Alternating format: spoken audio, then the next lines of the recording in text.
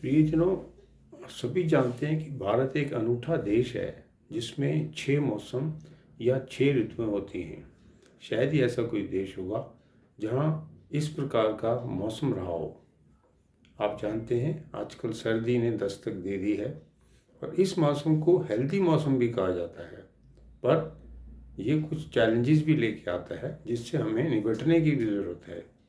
जैसे इस मौसम में अक्सर शरीर में दर्द होना, चाहे कमर का दर्द हो, हड्डियों का दर्द हो, जोड़ों का दर्द हो, सुस्ती भी रहती है, आलस भी खूब आता है, किसी काम करने की इच्छा नहीं होती है। इसके साथ साथ जुखाम, खांसी, गला खराब, बुखार ये आम बात है। साथ में ही हमारी जो चमड़ी है, स्किन है, उसमें भी एक प्रकार से खुश्की आ जाती है, अर्थात वो निस्तेज हो जाती है, अर्थात उसमें कोई ग्रेस या चार्म नहीं रह पाता है जैसा कि होना चाहिए। ऐसे ही हमारे जो बाल हैं वो भी प्रभावित रहते हैं, उनमें भी सिकरी या डैंड्रफ जिसको कहते हैं वो आम मिलता है। ऐसे ही कहना ना होगा, इन दिनों में ब्लड प्रेशर का बढ़ना स्वाभाविक है और बहुत सारे हार्ट अटैक विशेषकर सुबह के समय में होते हैं। इससे भी बचने की ज़रूरत है। तो आप ये देखेंगे जिस प्रकार से ये हेल्दी मौसम कहा जाता है पर बहुत सारी परेशानियों को भी पैदा करता है या इससे बचने की आवश्यकता है।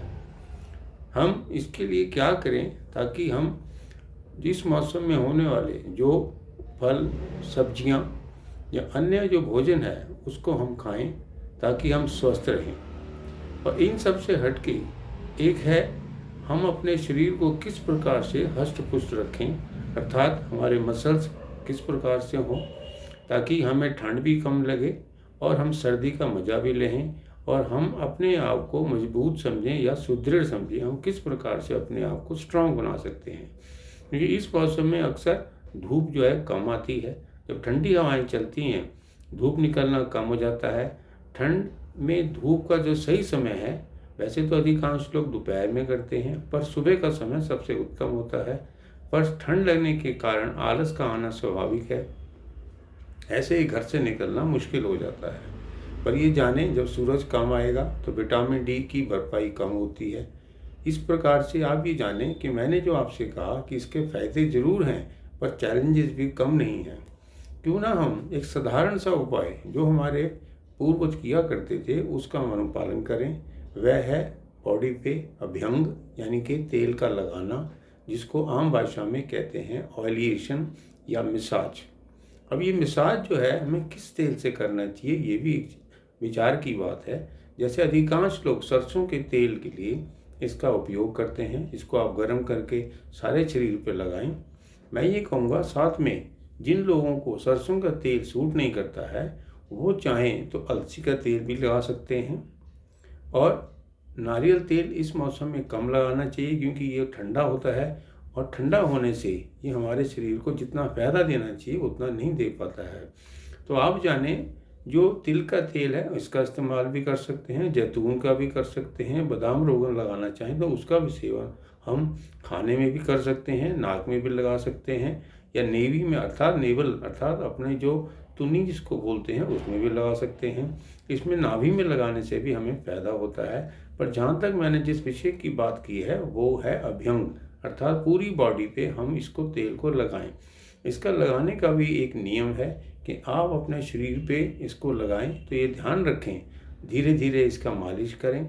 और सारे शरीर में लगाने से ये है कि आप अपने सर से लेके जो आपके तलवे हैं, हथेलियां हैं, इन पे भी आप लगाएं।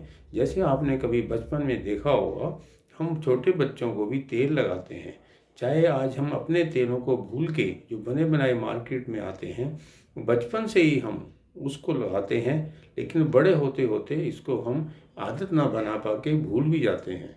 तो आप ये ध्यान रखिए कि सरसों का तेल, अलसी का तेल, बादाम रोगन, तिल का तेल, इसका आप सेवन करें और इसको आप लगाएं ताकि आपकी हड्डियां अच्छी होंगी। वो तभी होंगी जब खून का दौरा अच्छा होगा, अर्थात सर्कुलेशन अच्छा होगा, मसल्स में ताकत आएगी, चुस्ती आएगी। और आप देखेंगे इसको लगाने से शरीर के अंदर मानसिक जो तनाव है वो कम होता है।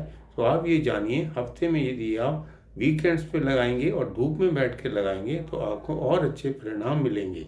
मैं ये कहूँगा कि सर्दियों के अंदर पहले से ही हम बचाव करें, ताकि हमारे शरीर के अंदर हृष्टता पुष्टता आए, मसल्स हमारे मजबूत हों, और जिनको मोटापा है उनका मोटापा भी कम होता है, और जिनके अंदर शरीर के अंदर स्फूर्ति और चुस्ती नहीं होती, इसको लगाने से अवश्य ही आती है। मेरा ये कहना है कि हमें जो पुरानी चीज़ें हैं, जो हमारे बुज़ुर्गों ने की हैं, प्रैक्टिकल करके दिखाया है, हम उसको क्यों भूलते जा रहे हैं, इस पे मेरा जोर ज़्यादा है। तो आप ये समझिए, शरीर के अंदर एक प्रकार से ताकत लाने के लिए, हड्डियों को मजबूत करने के लिए, मांसपेशियों को मजबूत के साथ साथ सुदृढ़ बनाने के लिए ये बहुत ज़रूरी है। कई प्रकार से हमारे स्किन में से जो टॉक्सिन्स हैं उसको बाहर निकालता है, उससे भी एक प्रकार की हमारी स्किन पे चमक आती है, चेहरे पे भी चमक आती है, हमारी आंखों को भी एक प्रकार से दृष्टि मिलती है, बालों में कालापन या सफ़ेदी जो है वो नहीं आ पाती है, कालापन रहता है, चमक रहती है। आप ये जानिए, अभ्यंग का अवश्य ही आप इस्तेमाल करें। जिस प्रकार से मैंने आप तेलों के बारे में आपको कुछ बताया, इसको आप बदल बदल के लगाएं तो ज़्यादा अच्छा है, पर कुछ समय दें, नहाने से पहले इसको हम लगाएं। जिनके पास समय नहीं होता है वो हफ्ते में यदि 3 दिन भी लगाएंगे तो आपको खुद ही अच्छा लगेगा, आपका मूड भी ठीक रहेगा, रात को नींद भी अच्छी आएगी, चिड़चिड़ापन भी कम होगा। विशेषकर बच्चों को लगाने की आदत डालनी चाहिए, ताकि वो अपने आप बड़े होते होते इसका उपयोग करते रहें और हमेशा अपने बुजुर्गों की तरह मजबूत रहें। धन्यवाद। Thank you very much.